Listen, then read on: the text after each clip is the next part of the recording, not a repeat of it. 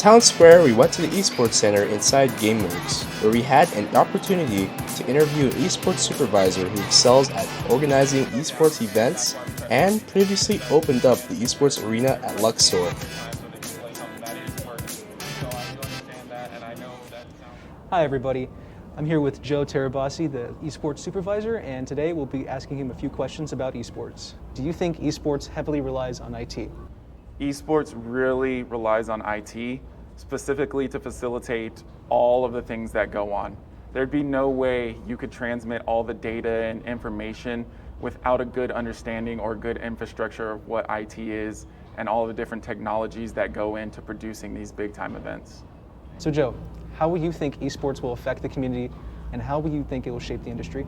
Well, I think esports will affect multiple industries by giving it another avenue for people to come together and really bond over something that they are passionate about. Mm-hmm. It's also going to help with jobs and careers as well too, because it'll be another industry field. So I think it'll have a huge impact all the way around. Do you consider esports an actual sport? 110%. I feel like that debate for whether or not esports is an actual sport is totally over. A sport is something that has two sides. It has rules, and one team usually wins over that. Esports has that. There's multiple tournaments every single year. There's a tournament called the International, which is Dota, Defense of the Ancients. The prize pool is over $1 million. So without a doubt, it is definitely a sport, and it's definitely something that fosters great competition between people. Do you think it's easy for amateurs to get into esports? I do. I really think that there is a low barrier of entry for people wanting to get into the esports industry. You can go to a local tournament and start playing there and get to know people. There's these things called casuals in the fighting game community where people will just show up and play with each other. From there, tournaments are made and other industries are born, so definitely. Nice. So in what ways did esports impact your life? I would say that esports impacted my life because it gave me an outlet to pursue something that I was passionate about in a very structured and very forward-thinking type of way. I have been in the esports industry for about 2 years now. I helped open the HyperX arena over at the Luxor, and in that time I've seen it grow. I've got to know a lot of people, I've made a lot of friends, and I've had a lot of great experiences as well too. So it's definitely impacted my life. Well, there you have it, folks. That was Joe, the esports supervisor. Joe, pleasure having you. Thanks for having me, appreciate it.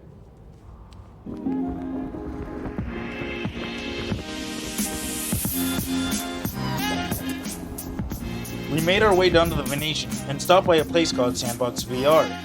Since esports is always expanding, we thought to stop by and ask a few questions about virtual reality, where we met a lead experience guide who's been working here since the place opened. We also had the opportunity to do a VR experience for free, where we had tons of fun.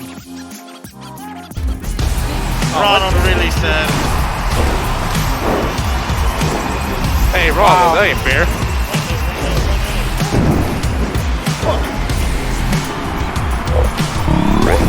What's up, Ronald? Hello!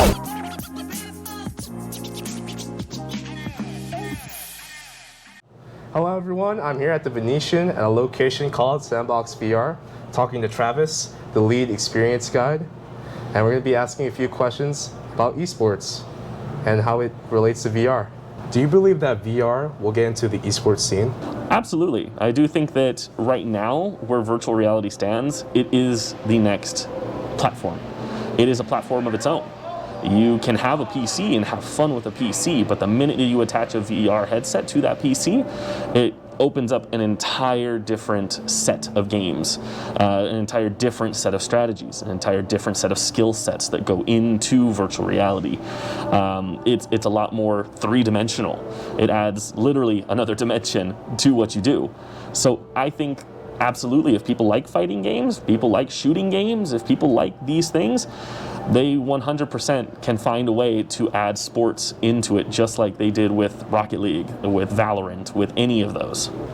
Do you believe that VR players have to be physically fit in order to be in the esports scene? definitely does depend on what type of virtual reality. Right now, I mean, shooting games are very popular. However, with a virtual reality headset, depending on how it is, if it's a full body tracking, yes, you do definitely need to have a little bit of physicality in there. However, if you're looking more into fighting games, Street Fighter's huge, Tekken, all very huge. If you were to put those into a VR application, 100% you're going to have to be on your feet. You're going to have to be moving around. So it is going to take practice, and it's going to take a lot of time. What type of technologies will have to come together to create VR esports? So VR entering the esports, I think, to be practical, would definitely need space. Space is the biggest one, and that's not necessarily a technology. However, mapping that space is going to be the technology that requires it. It's going to be a third-party motion capture system or some sort of motion capture system. It does definitely depend on what kind of VR you want to do. You can do VR in small spaces. However, if you wanted it more of a bigger scale, more of the showmanship rather, that goes into some of the esports tournaments, the esports everything, you would definitely need the bigger space. You would need a way to capture these headsets and to be able to track everything that goes into it. Thank you, Travis. We've learned a lot about the VR experience. Yeah, thanks for coming in, guys. I'm glad I can share my knowledge and what I've done for years. It's definitely fun to do. As you already heard, esports is one of the most influential sports out there, which is not an understatement. It's an experience and a learning process. Esports is a universal sport, which just means that anybody can join, and it turns out anybody at any age can start in the esports scene. And it's relatively easy too. I believe anybody can start with the right mindset and passion, as much as people we've interviewed and talked to. We've had a great opportunity to learn, and I myself have learned a lot throughout this journey.